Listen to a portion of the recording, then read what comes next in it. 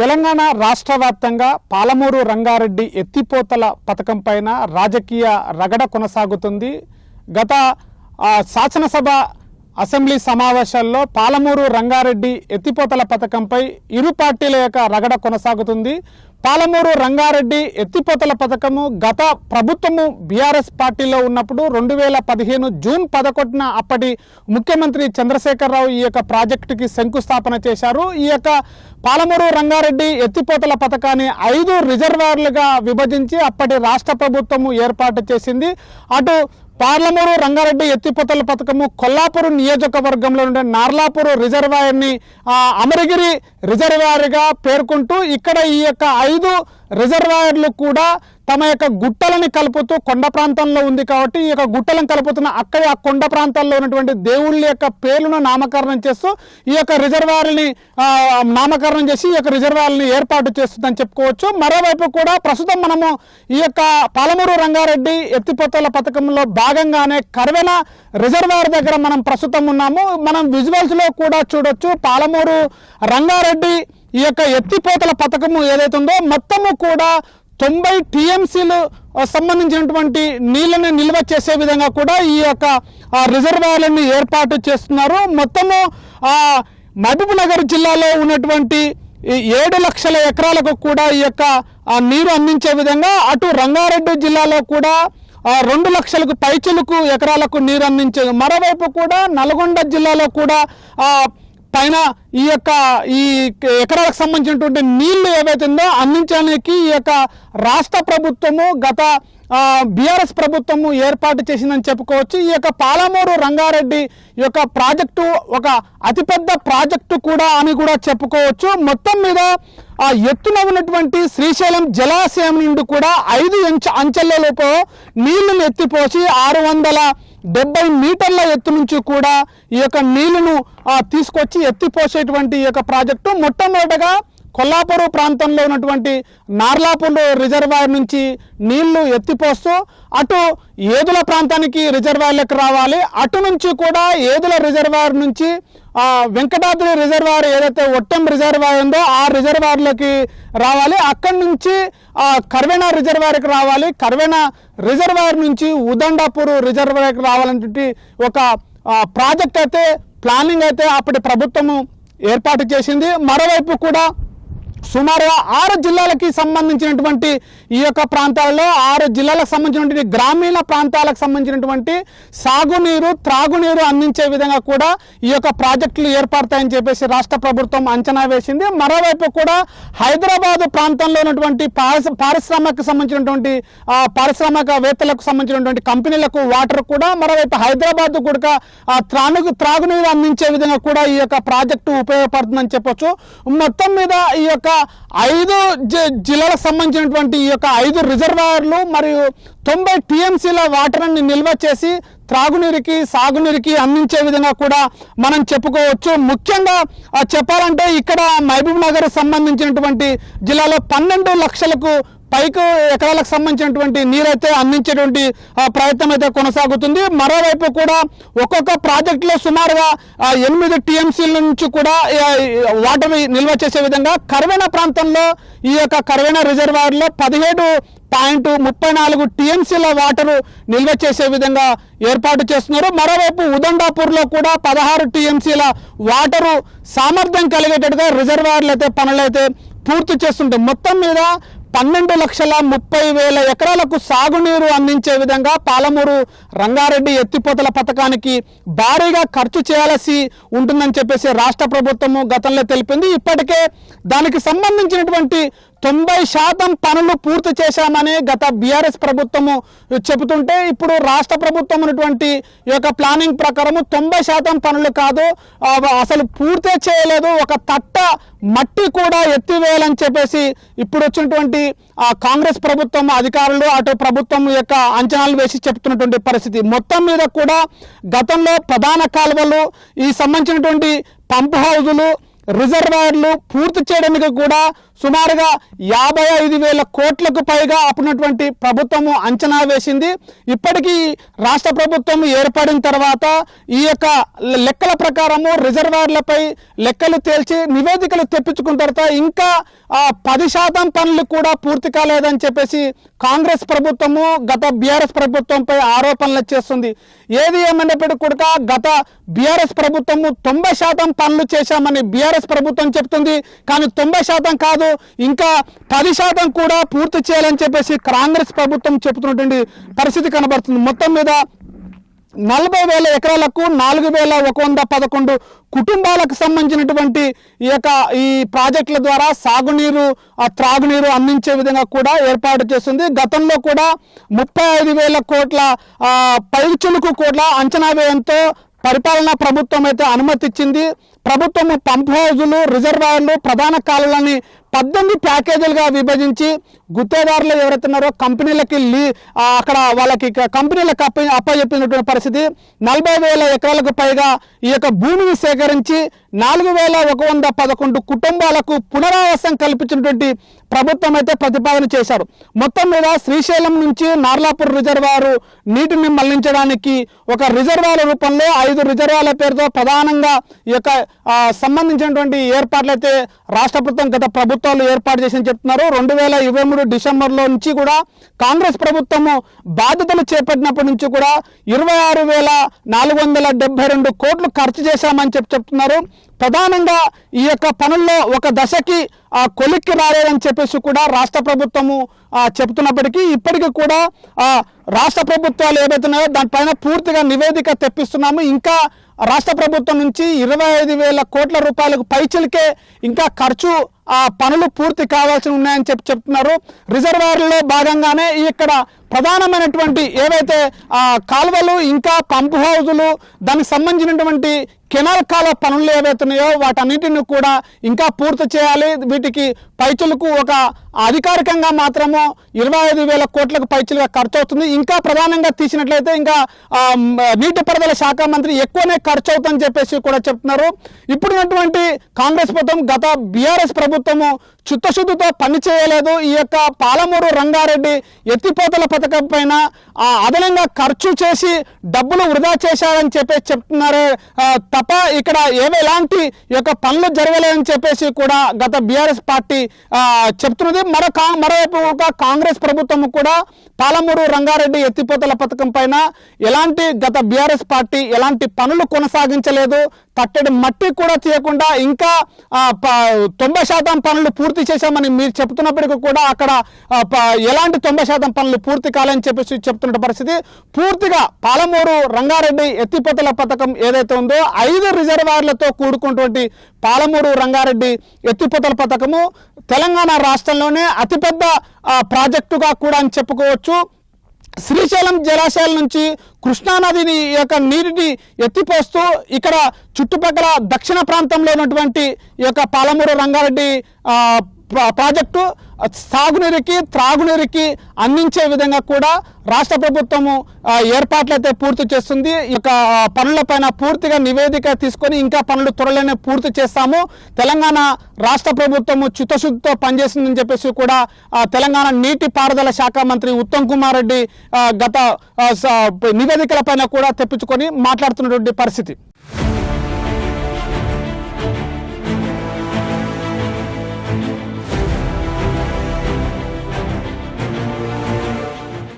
ఉమ్మడి మహబూబ్నగర్ జిల్లాలో ఉన్నటువంటి అతిపెద్ద ప్రాజెక్టులు పాలమూరు రంగారెడ్డి ప్రాజెక్టు. అటు కేసీఆర్ ఇటీవల కాలంలో ప్రాజెక్టుల పైన భారీ బహిరంగ సభ ఏర్పాటు చేస్తాను మహబూబ్నగర్ జిల్లాలో అసలు ప్రాజెక్టుల పనులు పూర్తి కాలేదని చెప్పేసి ఎద్దేవా చేసినటువంటి పరిస్థితి. వాటిపై మనతో మాట్లాడడానికి మసూదన్ రెడ్డి గారు ఉన్నారు, మాకు దేవరకద్ర ఎమ్మెల్యే గారు, వారితో మాట్లాడారు. అన్న చెప్పండి, అంటే కేసీఆర్ గారు చెప్తున్నారు రాబోయే రోజుల్లో భారీ బహిరంగ సభ ఏర్పాటు చేస్తాం, ప్రాజెక్టులు 90% పూర్తి చేశాము, కానీ 10% కూడా కాంగ్రెస్ ప్రభుత్వం పూర్తి చేయలేకపోతుందంట. దీనిపైన ఎట్లా స్పందిస్తారు? కేసీఆర్ గారు ప్రతిపక్ష నాయకుడు. గత 2 సంవత్సరాలుగా ప్రతిపక్ష నాయకుని హోదాలో ఎక్కడ ఎక్కడ ఏ ఇబ్బందులు ఉన్నా కూడా ఇన్ని రోజులు కనిపించలే. ఏదో అప్పుడప్పుడు వచ్చేసి ఫామ్ హౌస్లకి నుంచి బయటకు వచ్చేసి ఏవో ఊకదంపుడు ఉపన్యాసాలు ఇస్తే ప్రజలు నమ్మే పరిస్థితుల్లో లేరు.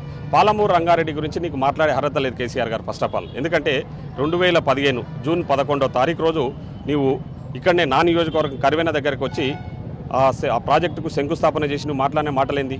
3 సంవత్సరాలు ఆ ప్రాజెక్టును పూర్తి చేసి మాట్లాడినావా లేదా?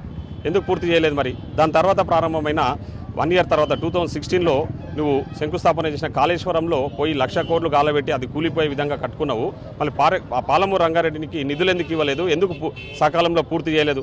3 ఏళ్ళు కాదు కదా, నువ్వు ఉన్న 7 ఏళ్ళు కూడా ఆ ప్రాజెక్టును పూర్తి చేయకుండా గాలికి వదిలేస్తే ఈరోజు మేము దాన్ని సమీక్ష చేసి మా ముఖ్యమంత్రి గారు ఒక కృతనిశ్చయంతో పాలమూరు రంగారెడ్డిని ఎట్టి పరిస్థితుల్లో పూర్తి చేస్తామని చెప్పేసి మీరు చేసిన లొసుగులు, మీరు చేసిన మోసాల గురించి సమీక్షలు చేసి ఎక్కడెక్కడ లోపాలు జరిగినా అవన్నీ సరిదిద్దుకునే ప్రయత్నం చేస్తూ ఉన్నాం. ఈరోజు ఎన్నికలకు ముందు అడావిడిగా నువ్వు మోటార్ ఆన్ చేసినావు. నువ్వే చెప్పినావు కదా, మోటార్ ఆన్ చేసినా ప్రాజెక్టు రెడీ అయిపోయింది, రేపటి నుంచి పాలమూరు ప్రజలకు నీళ్ళు ఇస్తున్నాము, పాలమూరు ప్రజలందరూ కూడా సంతోషం వ్యక్తం చేయాలని చెప్పినాడు. మళ్ళీ ఈరోజు వచ్చి 10% పెండింగ్ ఉందా? నీవెట్లా చెప్తావు మరి? ఆ రోజు మోటార్ ఎందుకు ఆన్ చేసినావు 10% పెండింగ్ ఉంటే? ఎవరిని మోసం చేయనికే? ఎన్నికలల్లా ప్రజలను మోసం చేసే ప్రయత్నంలో భాగంగా నువ్వు వచ్చి అడావిడిగా మోటార్ ఆన్ చేసిన అర్ధ గంటకి ఆ మోటార్ ఆగిపోయింది. కాబట్టి కేసీఆర్ గారు మోసాలు చేసింది కాబట్టి, కేసీఆర్ గారు ఆర్థికంగా ఈ రాష్ట్రాన్ని దివాలా తీయించింది కాబట్టి ఈరోజు నీ కుటుంబం, నీ సొంత కూతురు మీ మీద ఆరోపణలు చేస్తుంది. ఫస్ట్ నీవు, నీ కొడుకు, నీ అల్లుడు, నీ కూతురికి సమాధానం చెప్పాలి. ఫస్ట్ సమాధానం చెప్పినాక మీరు ప్రజల గురించి మీరు మాట్లాడితే బాగుంటుంది. మీరు ఎక్కడెక్కడ దోపిడీ చేసారో మీ కూతురు మొన్నటి వరకు మీ ఎమ్మడున్న నీ సొంత కూతురు మాట్లాడుతూ ఉంది. దానికి సమాధానం చెప్పకుండా నీ కొడుకు ఫుట్బాల్ ఆడతా, నీవు వచ్చేసి పాలమూరు రంగారెడ్డి మీద బహిరంగ చర్చ చేస్తా, రేవంత్ రెడ్డిని ఆడుకుంటా మీ ఊకదంపుడు ఉపన్యాసాల గురించి మీ గురించి ఆలోచన చేసే పరిస్థితులలో ఈరోజు తెలంగాణ ప్రజలు లేరు.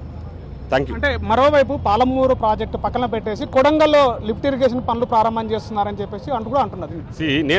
నేను చెప్తా ఉన్నది ఏంది, పాలమూరు రంగారెడ్డిని మేము పక్కకు పెట్టలే, మేమే కదా సమీక్ష చేస్తా ఉన్నది. ఇప్పుడు పాలమూరు రంగారెడ్డి గురించి ఆల్రెడీ సమీక్ష చేస్తా ఉన్నాం, రివ్యూ చేసినాము.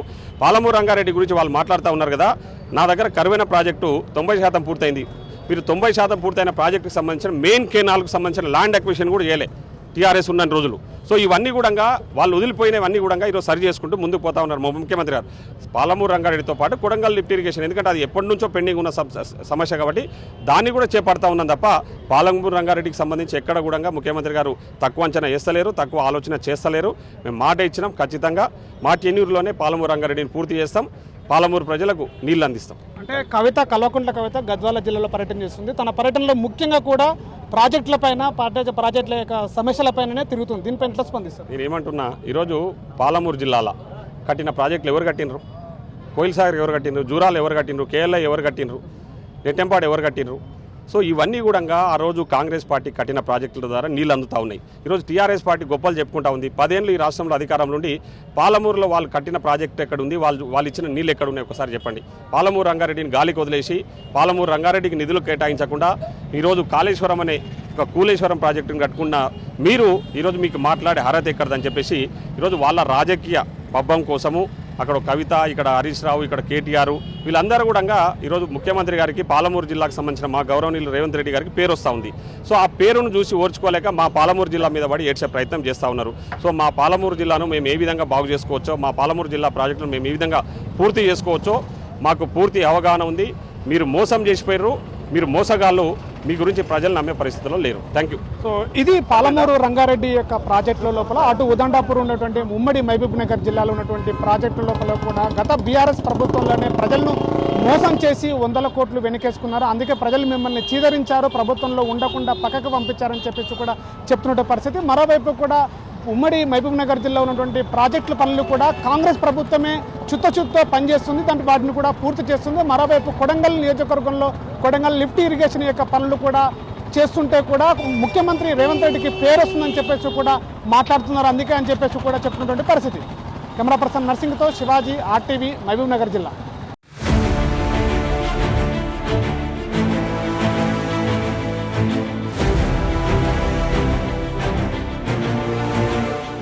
తెలంగాణ రాష్ట్ర వ్యాప్తంగా పాలమూరు రంగారెడ్డి ఎత్తిపోతల పథక ప్రాజెక్టు పైన రాజకీయ రగడ కొనసాగుతుంది. అసలు ప్రాజెక్టు పూర్తవుతుందా కాదా అనేటువంటి ప్రశ్నలు కూడా ఉత్పన్నమవుతున్నటువంటి సందర్భం. సో మనతో మాట్లాడడానికి పాలమూరు అధ్యయన వేదిక కన్వీనరు రాఘవాచారి గారు అందుబాటులో ఉన్నారు. వారితో మాట్లాడి ఆ ప్రాజెక్టు గురించి వివరాలు తెలుసుకునే ప్రయత్నం చేద్దాం. సార్ చెప్పండి, ప్రస్తుతం ఉన్న అసెంబ్లీ సమావేశాల్లో పాలమూరు రంగారెడ్డి ఒక ప్రాజెక్టే చాలా చర్చనీయాంశంగా మారింది. అసలు ఈ ప్రాజెక్టు పూర్తి చేశాము, 90% పనులు పూర్తి గత ప్రభుత్వం చెప్తుంది. 90% కాదు కదా, తట్టడి మట్టి కూడా తీయాలని చెప్పేసి ప్రస్తుతం ఉన్న ప్రభుత్వం చెప్తుంది. వాదోపవాదాలు నడుస్తున్నాయి. అసలు పాలమూరు రంగారెడ్డి గురించి ఏం చెప్తారు? పాలమూరు రంగారెడ్డి పథకం అనేది ఒక చరిత్రాత్మకమైన పథకం. ఆ పథకం ఒకవేళ ప్రభుత్వాలు బాధ్యతగా తీసుకొని ప్రతిష్టగా కూడా తీసుకొని పూర్తి చేసి ఉంటే ఇప్పటికే 5-6 సంవత్సరాలు అయ్యి ఉండేది. దేశంలోనే అతి గొప్ప పథకంగా చూయించుకోవడానికి కూడా అవకాశం ఉండేది, ప్రభుత్వాలు గర్వపడే అవకాశం ఉండేది. అట్లాంటి పథకాన్ని ప్రభుత్వాలే నీరుగారుస్తూ వచ్చినాయి. దీని నేపథ్యంలోకి వెళ్ళాలంటే 2013 నాటికే 15 ఏళ్ల ముందు నుంచి మహబూబ్నగర్ ప్రజలు, పార్టీలు, ప్రజాస్వామికవాదులు మాలాంటి వాళ్ళం అందరం కూడా పెద్ద ఎత్తున ఉద్యమాలు చేసి 2013లో జీవో సాధించుకున్న జీవోను అమలు చేసే క్రమంలోనే తెలంగాణ రాష్ట్రం ఏర్పడము, కేంద్రానికి ఎన్నికలు జరగడము, రాష్ట్రాలకు ఎన్నికలు జరగడము జరిగింది. అప్పుడు సుష్మా స్వరాజ్ గారు మహబూబ్నగర్ సభలలో, నరేంద్ర మోడీ గారు మహబూబ్నగర్ సభలలో, రాహుల్ గాంధీ గారు మహబూబ్నగర్ సభలలో పాలమూరు రంగారెడ్డిని జాతీయ పథకంగా చేపడతాము అని మాట్లాడినారు. అప్పటికే మనం అడుగుతూ ఉన్నాం, విభజన చట్టంలో కూడా దీన్ని జాతీయ పథకంగా చేర్చండి అని. హామీలు ఇచ్చిన వీళ్ళెవరు కూడా దాన్ని జాతీయ పథకంగా చేర్చలేదు. ఈ పరిణామం జరిగిపోయింది. తెరాస ప్రభుత్వం 3 ఏళ్లలో పూర్తి చేస్తామని 2015లో శంకుస్థాపన చేసింది. 11 జూన్ నాడు పాలమూరు రంగారెడ్డికి, 12 జూన్ నాడు డిండి ఎత్తిపోతలకు ఆ ప్రభుత్వం శంకుస్థాపన చేసింది. డిండి ఎత్తిపోతల కోసం ఎన్నడూ పోరాటం జరగలేదు, అదంతా లోపాయకారి వ్యవహారంగా జరిగింది. మేము దాన్ని వ్యతిరేకించినాం, అయినా ఆ పనులు కొనసాగించిండ్రు, ఈ పనులు కూడా కొనసాగించిండ్రు. అయితే అర్ధాంతరంగా పనులను వేగంగా జరపడం కాకుండా, దానికి సంబంధించిన అన్ని ఫార్మాలిటీస్ పూర్తి చేయడం కాకుండా మొత్తం వర్క్ను కాళేశ్వరం మీదకి మలిపిండ్రు. ఎందుకు అంటే ఉత్తర తెలంగాణ ప్రభావితం చేసినట్టుగా దక్షిణ తెలంగాణ ప్రభావితం చేయలేదా అనే ప్రశ్న అడగాల్సి వస్తుంది. మహబూబ్ నగర్ రాజకీయ నాయకత్వం కూడా ఓ దివాళా కోరుగా ప్రవర్తించింది తప్ప ఆ ప్రాజెక్టు కోసం సీరియస్గా పనిచేయలేదు.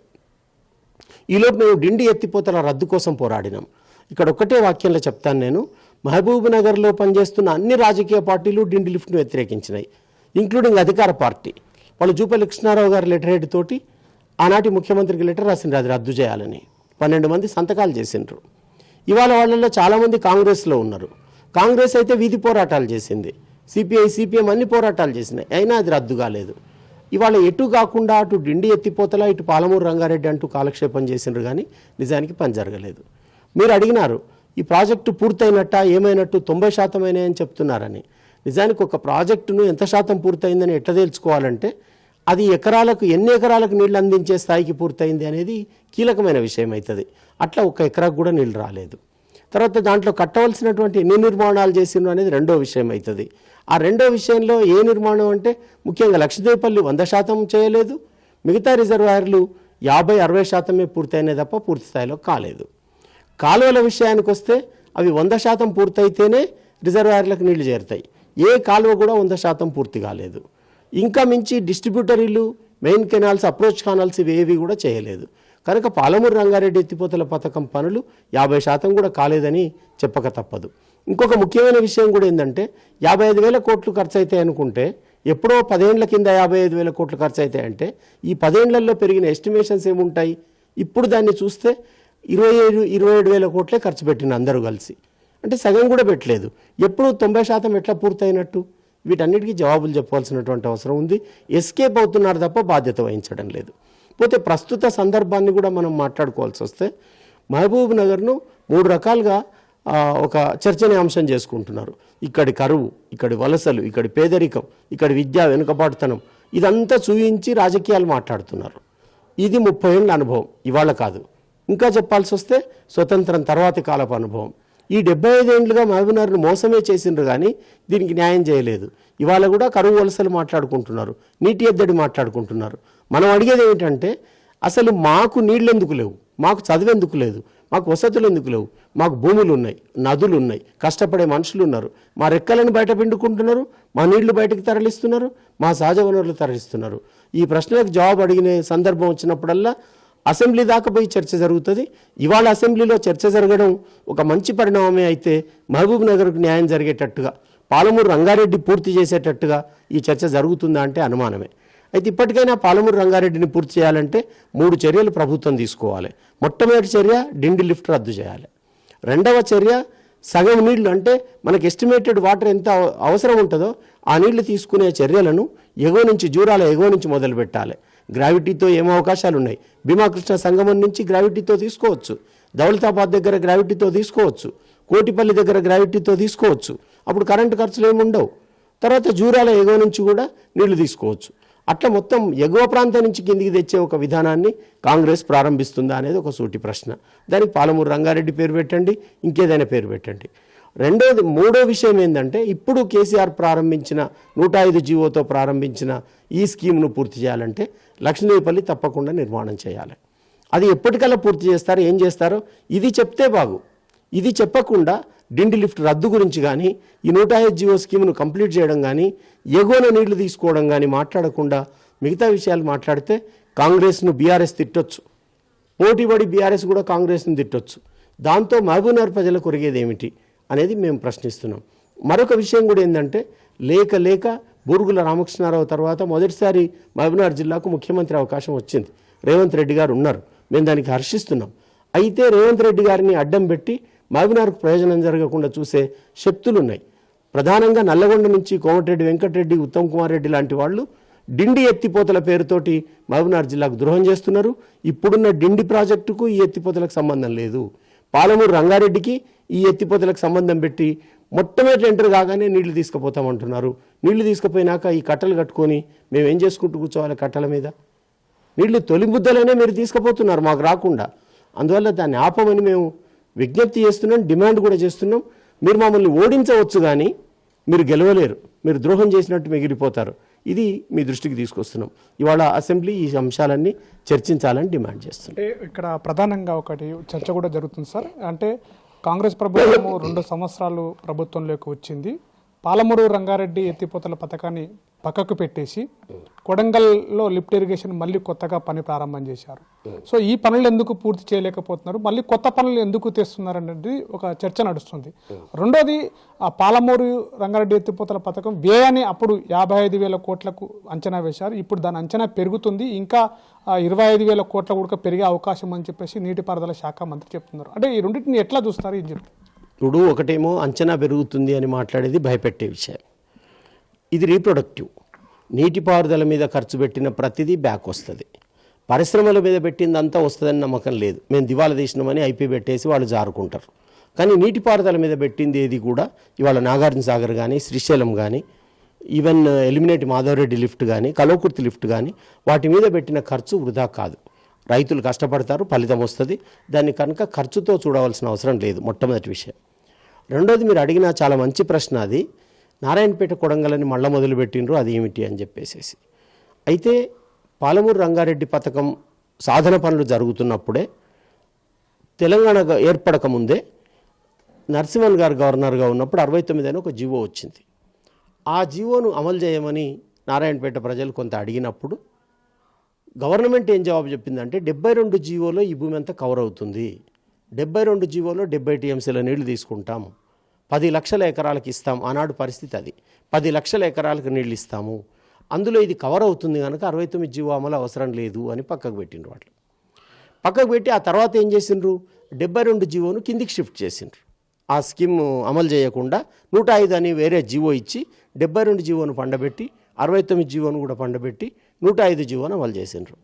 ఆ తర్వాత రోజుల్లో నారాయణపేట ప్రాంత ప్రజలు మా 69 జీవోనన్నా మాకు అమలు చేయండి, మీరు 72 జీవో ఇక్కడ చేయలేదు కదా, అక్కడ పోయినరు కదా, మాది 69 చేయండి అని ఒక 11 రోజులు పాదయాత్ర చేసిండ్రు.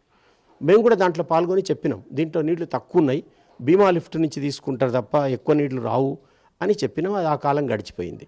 ఇప్పుడు తిరిగి రేవంత్ రెడ్డి గారు ముఖ్యమంత్రి అయిన తర్వాత ఆ జీవో రావడంలో ఆయన ప్రయత్నం ఉన్నది అని, ఆయన కృషి వల్ల ఆ జీవో వచ్చిందని, అప్పుడు ఆయన కాంగ్రెస్లో కానీ ఇతరత్రా లేరు, బయట వేరే పార్టీలో ఉన్నారు, టీడీపీలోనే ఏదో ఉన్నారు. కనుక ఆయన సాధించిన జీవో కనుక దాన్ని అమలు చేయాలని ఆయన పూనుకున్నారు. నిజానికి ఆయన ఒకసారి ముఖ్యమంత్రి అయిన తర్వాత ఆ చిన్న జీవో కొరకు చూసుకుంటూ కూర్చోవడం కాకుండా అసలు పాలమూరు రంగారెడ్డిని ఎగువన తీసుకుంటే బాగుండేది అని ఆనాడు మేము మాట్లాడిందే ఇవాళ మాట్లాడుతున్నారు. రేవంత్ రెడ్డి గారికి ఈ విషయం అర్థమైంది కనుక ఏకంగా 72 జీవోనే ఇక్కడ అమలు చేసి జూరాల నుంచి ఆయన చెప్తున్న 2 టీఎంసీల నీళ్లు లేదా 3 టీఎంసీల నీళ్లు లభ్యతను అవసరాన్ని బట్టి అన్ని దిగువన నిండిన తర్వాతనే తీసుకోవచ్చు మనం నీళ్లు. పోటీ కాదు ఇది, మనకు స్వతంత్ర ప్రాజెక్టు, అటానమస్ ప్రాజెక్టు, శ్రీశైలం వైరుధ్యం ఉన్న ప్రాజెక్టు. కనుక జూరాల మీద పెట్టి బాలగోపాల్ ఏమన్నాడంటే దీన్ని పెట్టి డ్యాన్స్ చేయించవచ్చు ఎవరినైనా కూడా అన్నాడు. అంటే మనం అట్లా తీసుకుంటే సరిపోయేది. కానీ చిన్న చిన్న అంటే కలలు కనడంలో కూడా ధైర్యం కావాలి, ప్రజలకు మేలు చేయాలనే దానికి కూడా ధైర్యం కావాలి, అధికారాన్ని ఉపయోగించడానికి కూడా ధైర్యం కావాలి. రేవంత్ రెడ్డి గారు అంత ధైర్యం చేయలేకపోయినరా? ఎందుకు పాలమూరు రంగారెడ్డి కాకుండా నారాయణపేట కొడంగల్ అన్నారు అనేది ఎప్పటికైనా మహబూబ్నగర్ ప్రజలకు జవాబు చెప్పాల్సిన ప్రశ్న అది జరగాలి. ఇప్పుడు పాలమూరు రంగారెడ్డిని ఇక్కడి నుంచి తీసుకోవాలి. ఖర్చు విషయం మాత్రం అది మాట్లాడడానికి వీల్లేదు. కరెంట్ ఖర్చు గురించి కూడా చాలా మాట్లాడతారు. 1,00,000 ఎకరాలలో 1,00,000 బోర్లు ఉంటాయి. 1,00,000 బోర్లకు వాడే కరెంటును ఒక్కసారి తీసుకోవడానికి గవర్నమెంట్ వాడుతుంది. మీరు రైతులకు ఫ్రీగానే ఇస్తున్నారు కదా. కనుక ఇది కరెంటు సమస్య కాదు, సంకల్పమే సమస్య. లేట్ చేసినా కొద్దీ నష్టపరిహారం ఎక్కువ ఇవ్వాల్సి వస్తుంది. కనుక మేమేం చెప్తున్నామంటే పాలమూరు రంగారెడ్డిని మెయిన్ స్కీమ్ ఏదైతే ఉందో దాన్ని జూరాల నుంచి తీసుకొని ఎవరికైతే నష్టం జరుగుతుందో నిర్వాసితులకు, వాళ్ళకి మీరు ఉద్యోగాలు ఇవ్వలేరు, వాళ్ళకి ఏదో డబ్బులు ఇస్తే అవి మిగిలవు. ఏం చేయవచ్చు అంటే బెనిఫిట్ పొందే ల్యాండ్లో ఎంత ల్యాండ్ మునుగుతుందో బెనిఫిట్ పొందే ల్యాండ్ అంత ల్యాండ్ తీసుకోండి. మీరు గవర్నమెంట్ పర్చేజ్ చేయండి, చేసి మునిగిపోతున్న జనానికి ఇవ్వండి. అట్లా అసమానతలు నివారించడానికి అంటే మీరు నీటి చర్య తీసుకున్నా, పరిశ్రమ చర్య తీసుకున్నా, ఏది చర్య తీసుకున్నా ఏం చేయాలంటే సమాజంలో అసమానతలు తగ్గాలి, పేదరికం పోవాలి. అందుకు దీన్ని ఉపయోగించాలని చెప్పేసి మేము డిమాండ్ చేస్తున్నాం. దీని మీద ఎంతకైనా మేము చర్చకు సిద్ధంగా ఉన్నాం, ఎక్స్ప్లెయిన్ చేయడానికి. సో ఇది పాలమూరు రంగారెడ్డి యొక్క ఎత్తిపోతల ప్రాజెక్టు పైన జరుగుతున్నటువంటి చర్చ.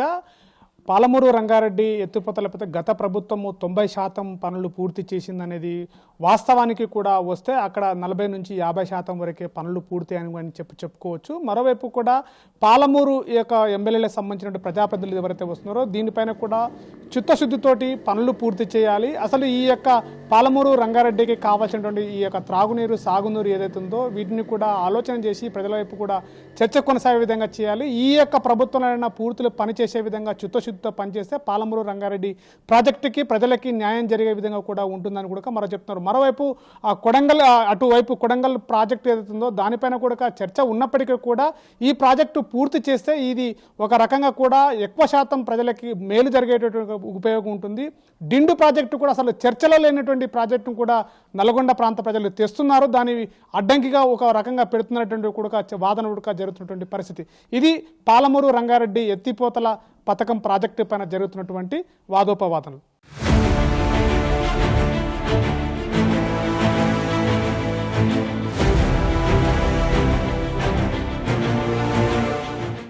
తెలంగాణ రాష్ట్రము ఏర్పడి 12 సంవత్సరాలు పూర్తవుతున్నప్పటికీ కూడా పాలమూరు రంగారెడ్డి ఎత్తిపోతల ప్రాజెక్టు ఇప్పటికీ పూర్తి కావస్తలేనటువంటి పరిస్థితి ఏర్పడింది. దీనిపై అసెంబ్లీలో కూడా అటు అసెంబ్లీ బయట కూడా చర్చ కొనసాగుతున్నటువంటి పరిస్థితి ఏర్పడుతుంది. ప్రస్తుతం మనతో మహబూబ్నగర్ జిల్లా ఐక్యవేదికకు సంబంధించినటువంటి కన్వీనర్ వారు ఉన్నారు. వారితో మాట్లాడి మరిన్ని విషయాలు తెలుసుకునే ప్రయత్నం చేద్దాం. సార్ చెప్పండి, ప్రస్తుతం అయితే పాలమూరు రంగారెడ్డి ప్రాజెక్టు చాలా పెద్ద ప్రాజెక్టు, దీనిపైన అసెంబ్లీ బయట కూడా చర్చ కొనసాగుతుంది. అసలు దీనిపైన అయితే పూర్తి అవుతుందా లేదా అంటే గత ప్రభుత్వం ఏమో 90% పూర్తయింది అంటున్నారు, కానీ ఇప్పుడు ప్రస్తుత ప్రభుత్వం పూర్తి కాలేదు అని అంటున్నారు. ఏం చెప్తారు దీని గురించి?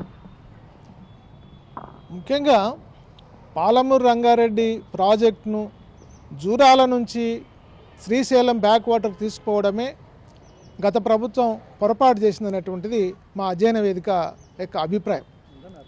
ఎందుకంటే జూరాల ప్రాజెక్ట్ నుంచి బ్యాక్ వాటర్ను వరద వచ్చినప్పుడు తీసుకుంటే ఒక 30 రోజుల్లో ఒక 60-70 టీఎంసీలను లిఫ్ట్ చేసి 5 స్టేజెస్లో లిఫ్ట్ చేసి లక్ష్మీదేవపల్లి వరకు తీసుకొని వెళ్ళేటువంటి అవకాశం ఉండేది.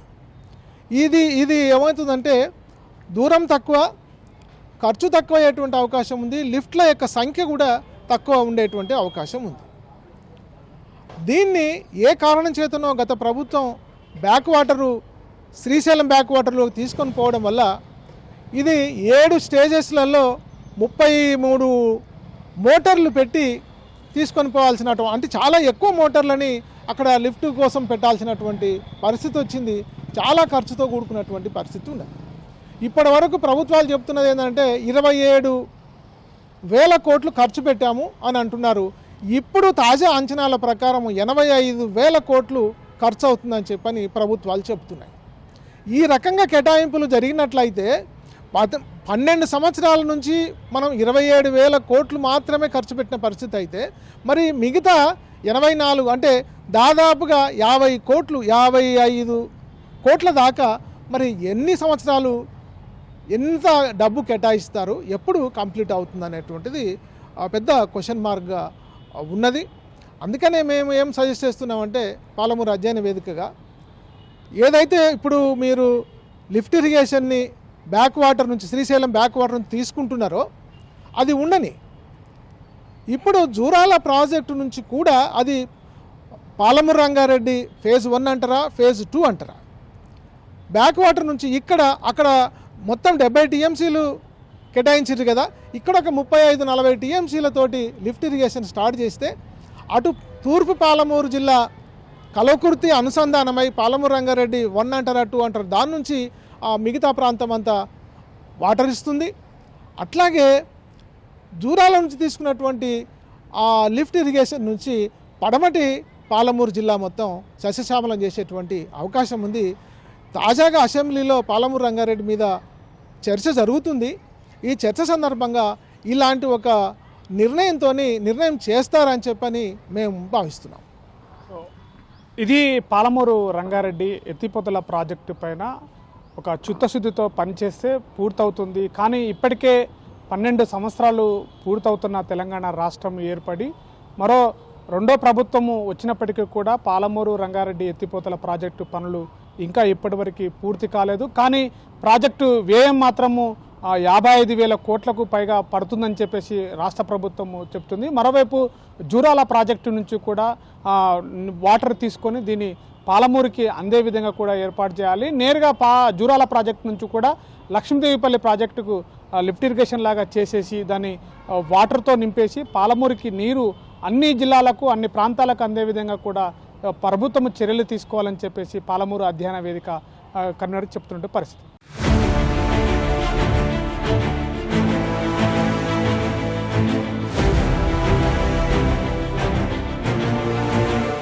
తెలంగాణ రాష్ట్రంలో పాలమూరు రంగారెడ్డి ఎత్తిపోతల ప్రాజెక్టు రెండవ అతిపెద్ద ప్రాజెక్ట్ అని చెప్పుకోవచ్చు. గత బీఆర్ఎస్ పార్టీలో ప్రారంభం చేసినటువంటి పాలమూరు రంగారెడ్డి ఎత్తిపోతల పథకము 90% పనులు పూర్తి చేశామని గత ప్రతిపక్ష పార్టీ చెప్తుంటే 90% కాదు కదా, తట్టెడు మట్టి కూడా తీయలేదు గత బీఆర్ఎస్ పార్టీ, ఆ అబద్ధాలు చెప్తుందని చెప్పేసి ప్రస్తుతం ఉన్నటువంటి కాంగ్రెస్ ప్రభుత్వం సంబంధించినటువంటి మంత్రులు చెప్తున్నారు. పాలమూరు రంగారెడ్డి ఎత్తిపోతల పథకం పైన పూర్తిగా దక్షిణ తెలంగాణ ఉన్నటువంటి 5 జిల్లాలకి త్రాగునీరు సాగునీరు అందించే విధంగా ఈ యొక్క పాలమూరు రంగారెడ్డి ఎత్తిపోతల పథకము 5 రిజర్వాయర్లుగా చేసి ఈ యొక్క ప్రాంత ప్రజలకి త్రాగునీరు సాగునీరు అందించే విధంగా కూడా ప్రభుత్వాలు చర్యలు తీసుకోవాలని చెప్పేసి కూడా చెప్తున్నారు. కనీసం ఈ యొక్క కాంగ్రెస్ ప్రభుత్వం వచ్చి 2 సంవత్సరాలై పూర్తవుతుంది. ఈ యొక్క ప్రభుత్వమైన పాలమూరు రంగారెడ్డి ఎత్తిపోతల ప్రాజెక్టు పూర్తి చేసి పాలమూరు ప్రజలకి త్రాగునీరు సాగునీరు అందించే దిశగా ఈ ప్రభుత్వం చర్యలు తీసుకోవాలని చెప్పేసి కోరుతున్నారు. రవది ఏమైనప్పటికీ కూడా పాలమూరు రంగారెడ్డి ఎత్తిపోతల ప్రాజెక్ట్ అయితే పాలమూరు ప్రజలకి త్రాగునీరు సాగునీరు అందించే విధంగా దిశగా ప్రభుత్వము చర్యలు తీసుకోవాలని చెప్పేసి కూడా పాలమూరు స్థానిక ప్రజలు కోరుకుంటున్నారు. ఈ కెమెరా పర్సన్ నర్సింగ్తో శివాజీ, RTV, మహబూబ్ నగర్ జిల్లా.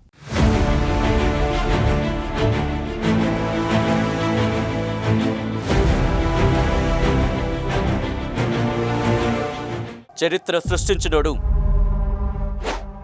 ఇప్పుడు ఆ చరిత్రని తిరగరాయబోతున్నాడు. అబద్ధాల గోడల్ని బద్దలు కొట్టి నిజాలను రాగా మీ ముందుంచబోతున్నాడు. నిజమైన వార్తల కోసం వెంటనే డౌన్లోడ్ చేసుకోండి రా యాప్ని.